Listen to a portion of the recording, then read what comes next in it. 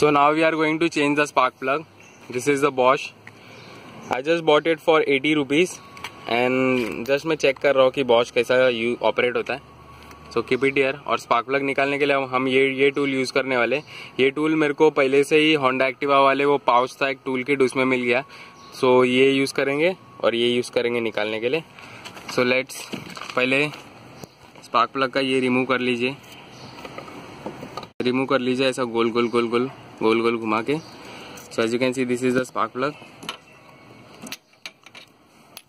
और ये टूल पहले इसमें फिक्स कर लीजिए और इससे स्पार्क प्लग ओपन कर लीजिए. ये ऊपर लगा के इससे स्पार्क प्लग ओपन कर लेंगे.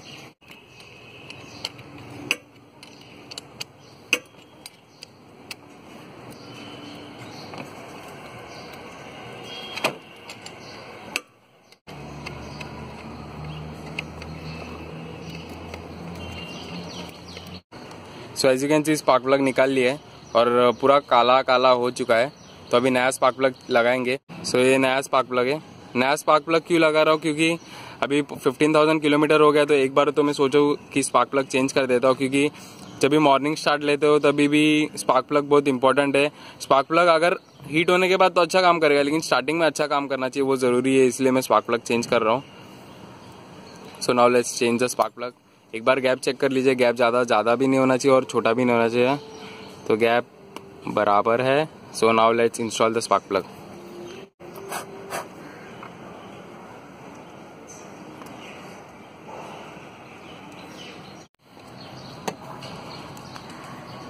सो ऐसा करके टाइट हो जाएगा ये स्पार्क प्लग. सो अभी स्पार्क प्लग सक्सेसफुली इंस्टॉल हो चुका है. अभी we will do the carburettor cleaning. तो मैं आपको प्रोसीजर बताता हूँ कार्बोरेटर क्लीनिंग का. सो अभी हमें कार्बोरेटर निकालना है. तो अभी पहले ये हाथ से निकाल सकता है ये. सो इसमें से हमारा निकलेगा एक्सीलेटर केबल. तो ये एक्सीलेटर है, ये एक्सीलेटर है और ये चोक है. तो ये फिलिप हेड स्क्रू ड्राइवर से निकाल के चोक वायर भी निकाल देने का.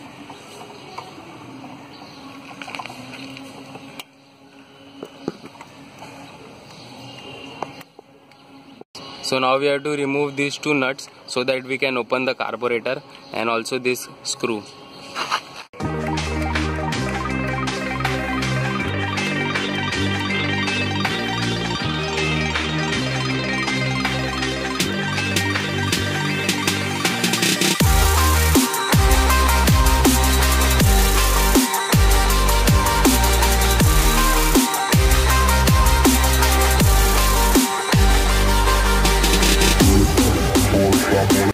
So this is the gasket of carburetor.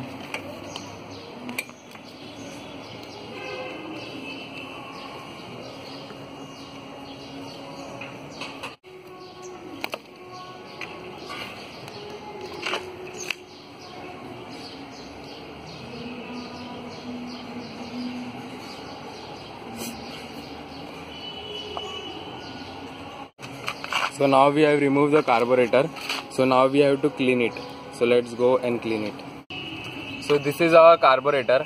Now we have to open these two bolts and remove the float. This and these two with the help of Philip head screwdriver.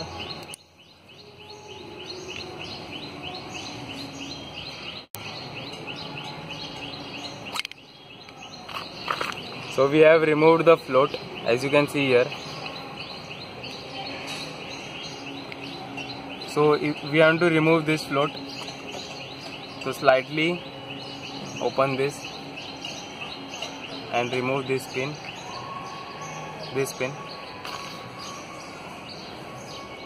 and slightly remove the float and make sure that. So now we have to clean these two with the help of petrol. So now first clean the outer side of.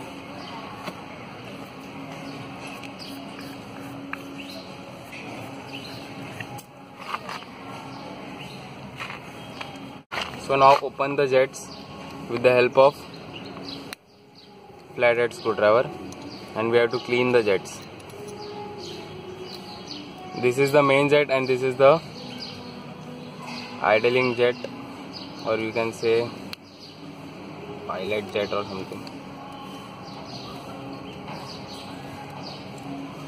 So this is the jets. We have to clean the jets with the help of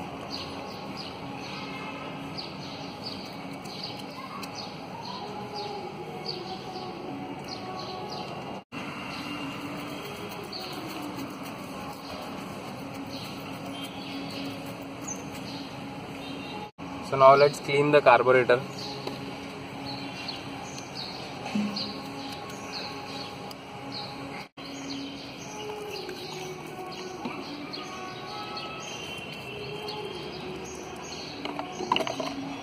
And also clean the float.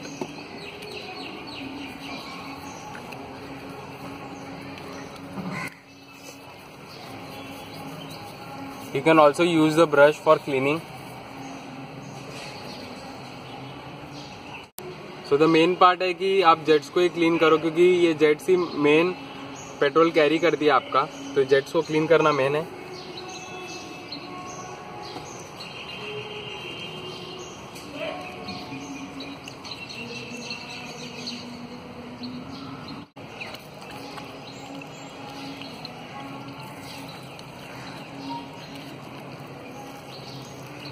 और ये setting को हिलाओ नहीं, क्योंकि ये setting RPM का है और ये सेटिंग फ्यूल और एयर मिक्सचर का है, तो ये आपको हिलाना नहीं चाहिए. सो अभी अच्छे से क्लीन करने के बाद इसको जस्ट लगा दीजिए. सो ये जेट्स को ज़्यादा टाइट भी नहीं करना है और ज़्यादा लूज भी नहीं रखना है, मीडियम रखना है, ज़्यादा टाइट नहीं करना है इसको.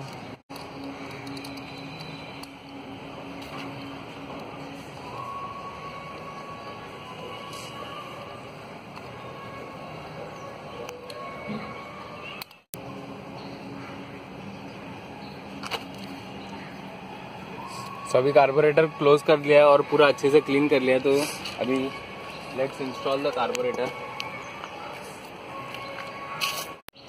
सो now we are fitting the carburettor back inside. So let's do this job.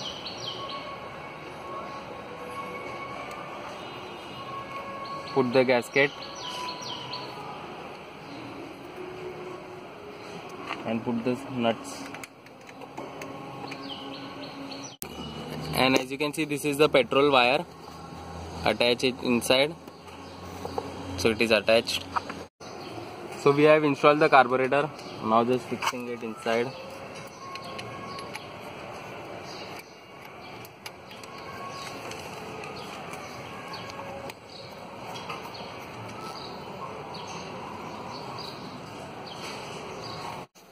So we have done the carburetor cleaning, and now we will go for washing. Guys, अभी कार्बोरेटर क्लीन कर चुके हैं, मतलब सब प्रोसेस हो गया है.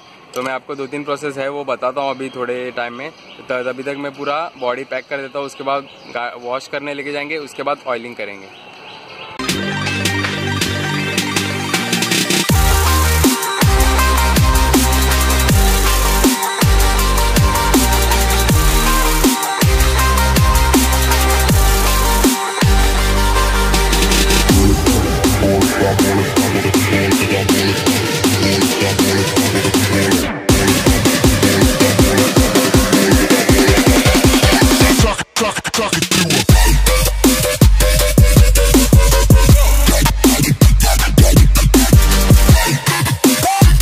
सो as you can see पूरा काम हो चुका है, मतलब बंद कर दिया है. सो अभी मैं आपको बताऊंगा कि ब्रेक टाइट कैसे करते हैं.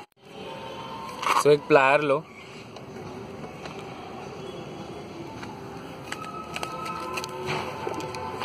सो एक प्लायर लो और एक 14-15 वाला स्पैनर लो. जस्ट पकड़ के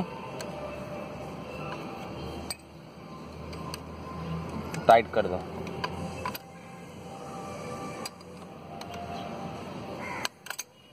सो अभी आगे का जो है ब्रेक, उसके लिए भी सेम प्रोसीजर यूज करना है.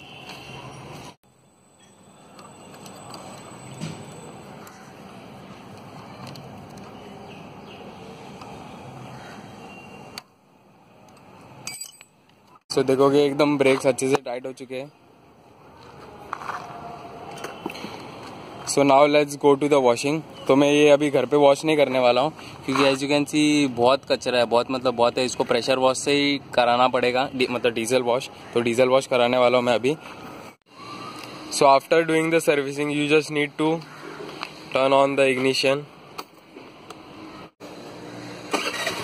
and leave it for 5 minutes cause सब पूरा जो ऑयल है ना उसको पूरा मतलब इंजन में सर्कुलेट होने के लिए 5 मिनट तो लगेगा, इसलिए 5 मिनट तक इसको आइडलिंग करते रहो जब ये ऑयल फिल करने के बाद। सो जैसा कि आपने देखा कि बहुत कचरा है उसमें, तो मेरे को डीजल वॉश ही कराना पड़ेगा। मैं घर पे करा सकता था वॉश। अगर आपने मेरी वॉशिंग वीडियो नहीं देखी है तो इधर एक लिंक देता हूँ, उधर उस पर क्लिक कीजिए और वॉशिंग वीडियो देखिए और वॉशिंग के बाद क्या क्या करना चाहिए वो भी देखिए। तो मैं वो नहीं बताऊंगा क्योंकि मैंने वो पहले ही बता चुका है, लिंक दिया है, उस पर क्लिक कीजिए।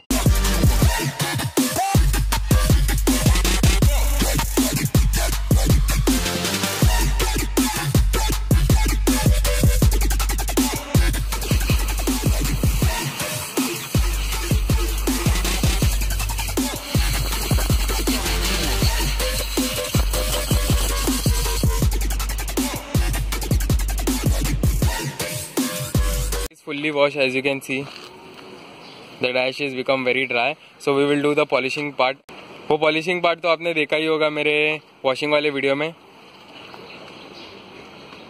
so let's do it. So now we are done with the polishing part also. So now I will show you how to do the oiling of a scooter. So let's start. So you just need to put oil on your key. I am using the used oil of Honda Activa.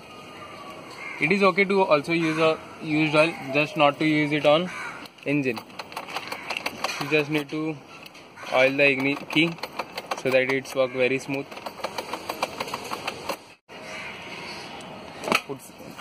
Put some more oil and oil it here also so that it works very well. Oil some on your kick.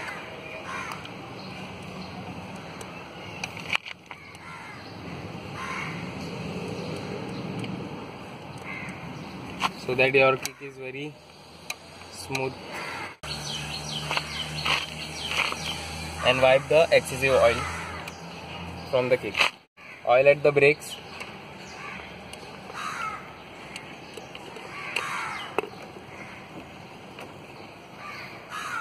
And there also wipe excessive oil. Now oil some at your front brakes.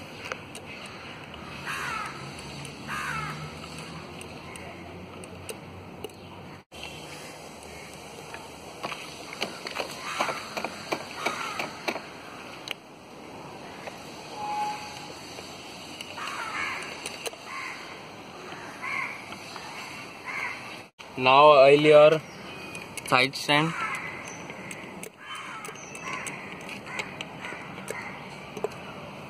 Wipe excessive oil.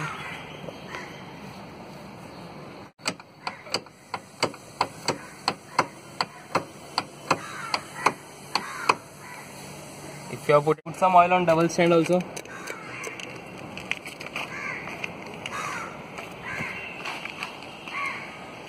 So guys, now we are done with the oiling part and our Activa is fully ready and serviced.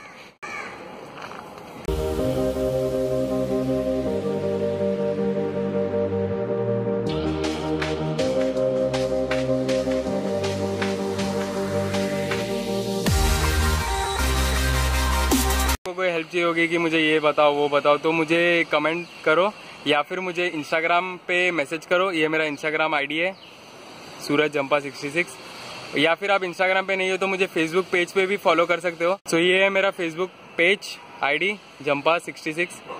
So guys servicing हो चुकी है, तो कोई बोलेंगे कि Honda का oil use किया आपने या फिर मोटूल यूज करना चाहिए था या शेल एडवांस यूज करना चाहिए था। तो मुझे ऐसा लगता है कि जिसने इंजन बनाया वो तो ऑयल उसके लिए परफेक्ट ही बनाएगा, ऐसा मुझे लगता है, इसलिए मैं होंडा यूज करता हूँ। आपको दूसरा यूज करना है तो यूज कर सकते हैं, ऐसा कुछ प्रॉब्लम नहीं है। मेरे को होंडा अच्छा लगता है, वाइब्रेशंस भी कम है, सब अच्छे से चलता है, इसलिए मेरे को होंडा अच्छा लगता है। और मैंने लाइनर भी साफ नहीं किया क्योंकि लाइनर में जब भी आवाज आएगा तभी साफ करना चाहिए या फिर लाइनर चेंज ही कर देना चाहिए, तो इसलिए मैंने लाइनर भी साफ नहीं किया। ये नट खोलोगे, मतलब उधर से ऑयल भरा था, उधर से ऑयल निकाला था और इधर से एक नट रहता, तो अगर वो आप नट खोलोगे तो उसमें से ऑयल फिल्टर निकलता है। वो मैं क्लीन करने वाला था लेकिन मैंने नहीं किया क्योंकि गए बार मैंने वो क्लीन किया था। हर सर्विस में मत कीजिए क्योंकि इतना कचरा नहीं आता है वो ऑयल फिल्टर में, तो कभी कभी क्लीन कर दीजिए, क्योंकि इतना ज़्यादा डिस्प्लेसमेंट वाली गाड़ी नहीं है ये, 110 सीसी है तो चल जाता है।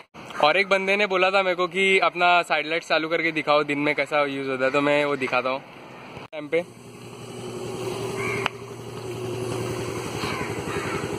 ऐसा चलता है, कुछ ज़्यादा दिखता नहीं है, मुझे चल जाता है ऐसा, तो रात नाइट में अच्छे से दिखता है। सो गाइज आज के लिए बस इतना ही। Thank you for watching this video guys, hope you guys see in my next video and do watch love. Till then take care, stay tuned and wait for my next video.